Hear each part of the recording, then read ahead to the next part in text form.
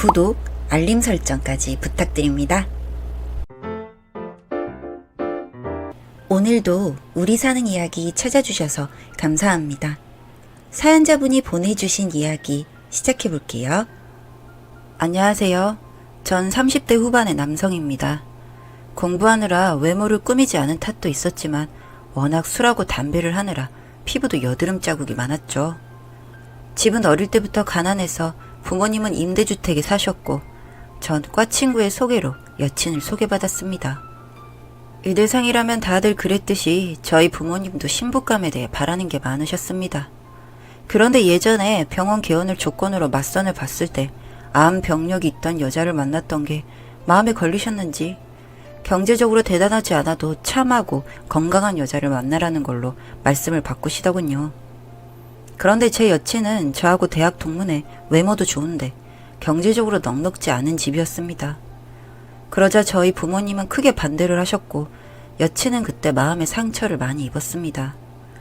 그래도 제가 고집을 해서 결혼까지 가게 되었고 여친은 힘든 고비를 넘기고 같이 혼수를 벌어 다니고 있습니다.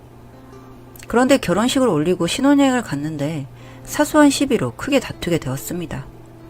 풀빌라를 갔는데 저는 수영을 전혀 못하는 그야말로 맥주병이었고 아내는 수영선수 저리 가라 할 정도로 수준급이었거든요. 한국에 들어와서 집에 가는 택시에서 내내 말 한마디를 안 섞더라고요. 전 미안하다고 사과할 일도 아니고 내가 왜 그런 구차한 말을 해야 하나 화가 났습니다. 수영을 못한 게 뭐 큰 죄는 아니잖아요? 아마 이게 성격자의 첫 단추였던 것 같습니다. 그 후 얼마 안 되어 전국적으로 병원 파업이 시작되었고 전 전공의 월급을 가져다 주지 못했습니다. 그건 정말 미안한 일이 맞는데 저 혼자 빠지고 병원에 복귀하는 것도 불가능한 일이었습니다. 동료들도 생계 위협을 느끼며 단체 행동을 하는 건데 어쩔 도리가 없는 일이었죠. 그렇게 되자 아내는 과외와 학원 강사를 병행하며 생활비를 벌기 시작했습니다. 다행히 어학연수도 다녀왔고 기본적인 회화는 할 줄 아니까 가장 노릇을 하게 된 거죠. 그 즈음에 가장 서로 사이가 좋지 않아 밥까지 따로 먹었던 것 같습니다.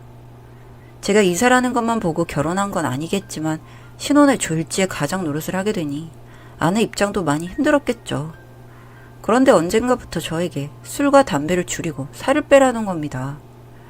맞는 말이긴 한데 파업 중에 제가 다이어트를 할 만한 시간적, 육체적 여유가 없었습니다. 게다가 하필 지금 이런 시기에 저한테 이런 식으로 태클을 건다는 게 야속하기까지 했죠. 그냥 숨만 쉬고 있어도 너무 힘들고 피곤했으니까요.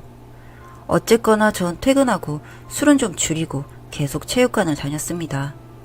복싱 다이어트를 졸지하게 되었죠. 그러다 보니 너무 피곤해서 집에 오면 바로 잠들기 일쑤였습니다. 부부관계는 생각지 못할 정도로 뭔가 마음이 녹초가 된 거죠.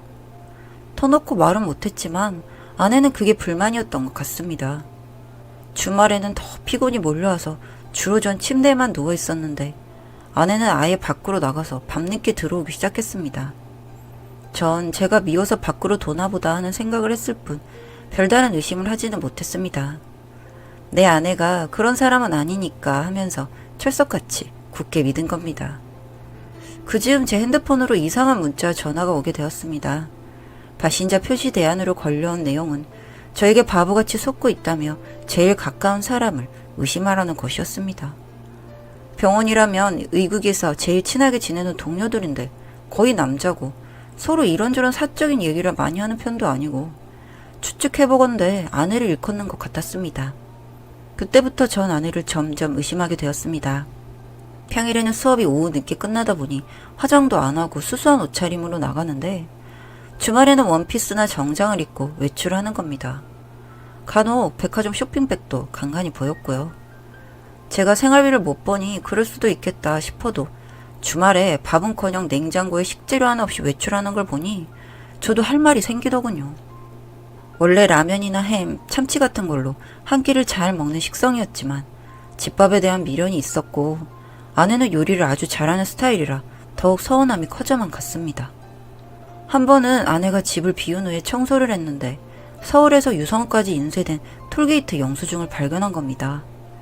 제가 알기로 아내는 일가 친척이다 서울에 거주하는 걸로 들었고 지방에 볼 일이 있거나 친구들이 있다는 얘기는 들어본 적이 없었습니다. 뭔가 수상쩍은 기운이 느껴졌죠. 그리고 더 화가 나는 건 누가 자꾸 저에게 이상한 암시를 주는지 그게 더 궁금했습니다. 알듯 말듯 더 궁금하게 만드는 그 메시지의 주인이 누굴까 저는 나름대로 추리를 해보았습니다. 분명 저 아내를 아는 사람일 것이란 거죠. 파업이 막바지로 치달으면서 저는 더 바빠졌습니다. 밀려있던 일들을 소화해야 하니 외래 환자도 2배로 늘어났고 전 잠시 그 일을 잊고 있었습니다. 그리고 얼마 되지 않아서 병원에는 이상한 소문이 돌았습니다. 저에 대해 이상한 소리를 하는 환자가 다녀갔다는 겁니다. 뭔가 정신적으로 문제가 있는 사람이겠거니 했는데 들은 바로는 정확한 사실을 얘기하는 것 같았습니다. 하지만 당장의 증거가 없으니 그냥 그렇게 찜찜하게 시간만 보내고 있었습니다. 그러다 파업은 끝났고 전 이제 다시 급여가 나오게 되자 아내에게 일을 그만둬도 좋다고 얘기했습니다. 그러자 약속을 했으니 연말까지는 굳이 하겠다는 겁니다. 알겠다고 하고 대신 주말에 외출은 가급적 줄이든지 같이 나가자고 했더니 그럴 수 없다고 못 박아 얘기를 하더군요. 솔직히 전 기분이 상했고 상실감과 허탈감에 술을 많이 마셨습니다. 그렇게 집으로 돌아왔는데 아내는 이미 나갔고 서재 책상에 낯선 수첩이 있더군요. 거기엔 카이스트라는 글자가 새겨져 있었죠. 그제서야 제 추리가 맞아 들어갔습니다. 톨게이트 영수증이 왜 유성으로 찍혔는지 알 수 있었죠. 전 병원에 출근해서 저에 대해 이상한 소리를 했던 그 환자의 연락처를 찾았습니다. 그리고 포렌식을 전문으로 하는 업체에 발신자 표시 제안으로 왔던 번호를 찾아달라고 요청했죠. 이틀 후 연락이 왔습니다. 그 환자의 연락처와 일치하더군요. 뭔지 모를 배신감에 치를 떨었습니다. 아무리 제가 돈을 못 벌고 가장 노릇을 못해도 그렇지 어떻게 그럴 수 있는지 화가 머리 끝까지 났습니다. 어떻게 할까 고민을 하다가 눈에 보이는 증거가 없으니 전 사람을 붙여서 미행을 하겠습니다. 병원 출근은 해야겠고 일하는 중간에 잡념이란 있을 수 없어 많은 돈을 주고 사람을 고용했습니다. 전 보름이란 시간 안에 모든 증거를 찾아달라고 성금까지 얹어주었죠. 그렇게 시간이 흐르자 결과물이 속속 도착하더군요. 아내는 바람을 피우는 게 맞았고 그 상대는 박사과정을 하고 있는 남자이며 아내와는 초등학교 동창이라는 것까지 밝혀졌습니다. 서로 애틋하게 껴안고 키스하는 사진이 제 손에 들어오자 복수를 하겠다는 마음이 치고 올라왔습니다. 어쨌거나 더 확실한 증거를 찾아야 했으므로 전 아내의 행동에 촉각을 기울였습니다. 그러길 한 달여 어느 날 저는 놀라운 전화를 받게 되었습니다. 제게 그 남자의 누나라는 사람으로부터 만나자는 연락이 온 거였죠. 그 누나라는 여자는 대뜸 저를 보더니 와이프 관리 좀 잘하지 뭐하는 사람이냐고 하더군요. 처음 본 사람에게 이런 예의 없는 말을 들을 만큼 좋은 성격은 아니었는데 이 사람의 연락과 예의 없는 말마저도 증거가 되리라 생각하니 차라리 감사할 지경이었습니다. 그 누나라는 여자가 하는 말은 이랬습니다. 그 남자는 집안도 부유하고 외모도 좋아서 맞선을 보는 중인데 당신 아내는 정신 못 차리고 있다. 맞선 본 여자는 결혼까지 생각하고 있고 내 남동생만 맘먹으면 이 관계는 끝난다. 만약 여기서 멈추지 않으면 당신 근무하는 병원에 가서 모든 사실을 알리고 해고하도록 조치하겠다는 겁니다. 전 정신이 퍼뜩 들었습니다. 아내보다는 이제 절 위해서라도 이 질주를 끝내야 했습니다. 그렇게 마지막을 준비하며 주말에 아내를 직접 미행하기로 했습니다. 역시나 유성까지 내려갔더군요. 정성이 갸륵하기까지 하더군요.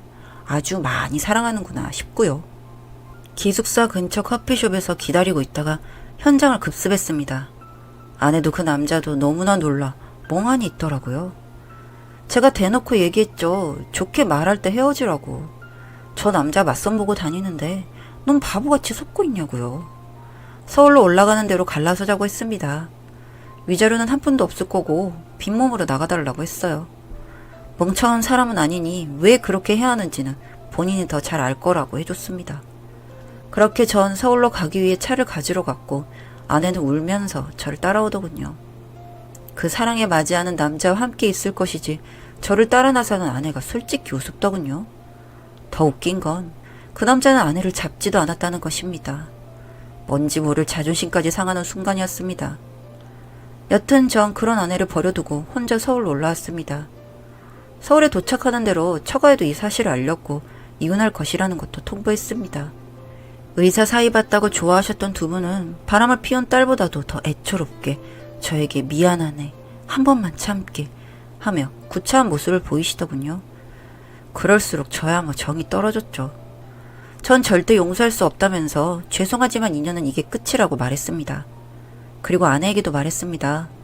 성질 같아선 위자료라도 받고 싶지만 파업하는 동안에 가장 노릇한 거 생각해서 이걸로 퉁치자고 했습니다. 부디 그 사랑하는 남자와 오래 행복하길 바란다며 비웃어주고 나왔습니다. 이상하게 속이 더 후련하더군요. 그 둘이 잘 될 것 같지도 않고 잘 된다고 하더라도 상관없다고 생각했는데 나중에 그 남자의 누나에게서 문자 하나를 받았습니다. 그 상간남이 예식 날짜였죠. 당연하게도 그 신부란에 적힌 이름은 전 와이프의 이름이 아니었습니다. 아주 인류 호텔에서 성대한 결혼식을 올리려나 보더군요. 저는 그 문자를 전 와이프에게 공유해 주었습니다. 저보다도 일찍 알았을 거라 생각하지만 또 한 번 보고 느끼라는 마음에서 친절히 그렇게 해주었습니다.